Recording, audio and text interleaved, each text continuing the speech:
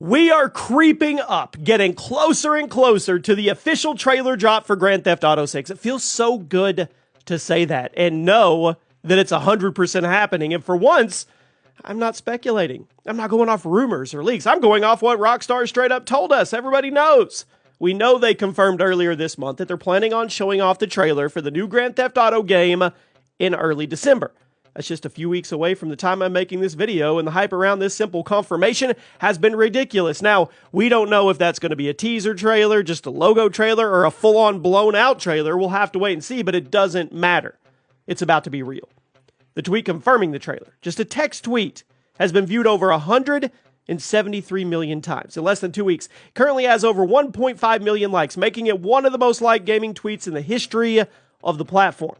I should tell you how much hype there is surrounding this game. You already know, but we're still a few weeks out, and the community has been getting very analytical regarding what we could be seeing next month. So today, we're going to go over some new revelations that were made regarding how GTA 6 is going to look, how it's going to run, how it's going to play.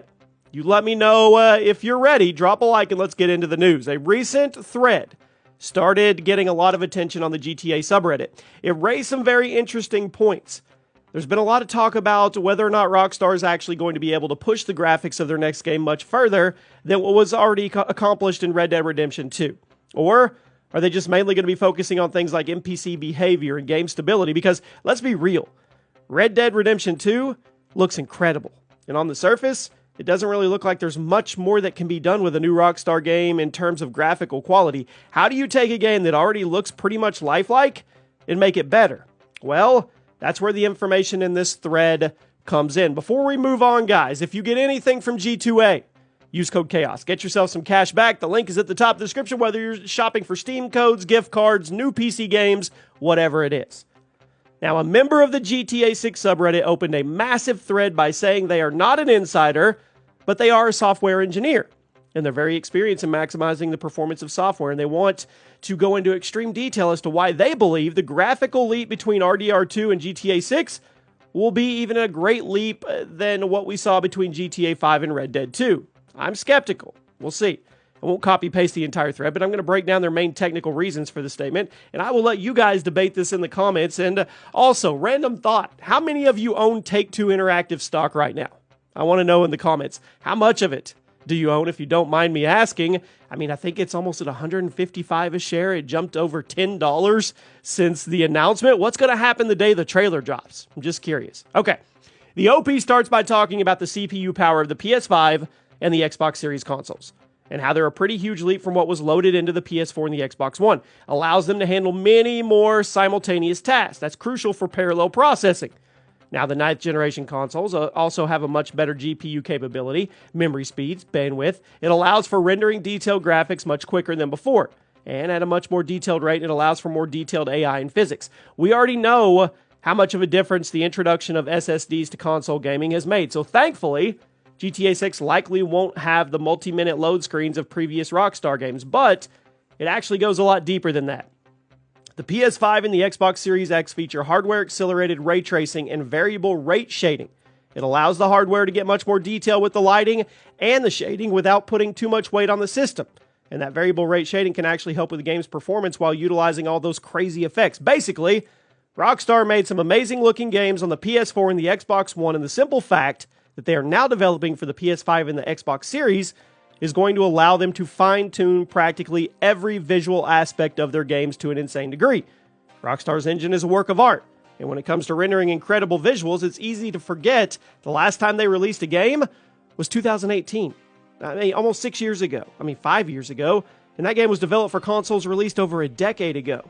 Think of all the extra touches that they could put on a new game and all the added horsepower with the new consoles. Now, the PS5 and the Xbox Series X have been criticized by many for their somewhat underwhelming game performance. I'll agree with that. I was hoping we would have left 30 frames per second behind in the dust, but we didn't. But the technical leap between the PS4 and the PS5 was pretty massive, and Rockstar had already put the legwork to make RDR2 look as good as it did on the old system. The team has a lot of wiggle room to make GTA 6 look incredible, especially with all the extra time they've taken to optimize it. But that's actually not where this Reddit post ended, because the OP went into even more detail about how Rockstar builds and programs their games and how much of a boost a game built for the PS5 and the Xbox Series is going to get compared to being built for the last gen. The improvements to lighting techniques made in the last few years are going to go a long way in GTA 6 compared to what is present in the console versions of RDR2 and GTA 5. And you go look at RDR2 with like max settings and you say, how much better can it get? And you're right. There comes a point where we peak out on graphics. I think there's going to come a point, right?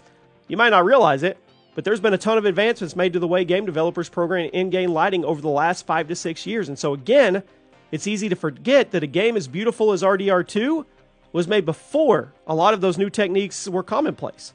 There were also a ton of new techniques for loading, rendering high-quality textures, environmental effects. All those things have just been made better by the added horsepower of the new consoles. So once again, if we peak out graphics, then what are we focused on if we're Rockstar? Well, you're focused on the AI behavior, you're focused on super fast and smooth loading times, all that stuff, right? The FPS.